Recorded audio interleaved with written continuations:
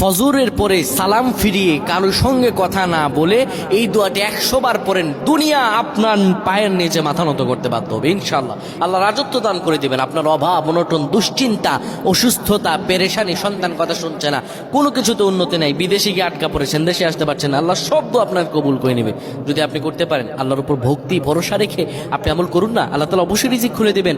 আল্লাহ তাআলা আল্লাহু খায়রুর রাযিকিন, আল্লাহ হচ্ছে উত্তম রিজিক দাতা। আল্লাহ আপনার তো অবশ্যই কবুল করবেন। আল্লাহ বলেছেন উদউনি আস্তাজিব লাকুম, আমার কাছে চাও আমি দিয়ে দিব। এই কথাগুলো তোমরা শেয়ার করে দিবা, ফ্যামিলি সবার কাছে শেয়ার করবা। তুমি আমল না করো সব পাবা যদি তোমার একটা কথা অন্য কেউ শুনে আমল করে।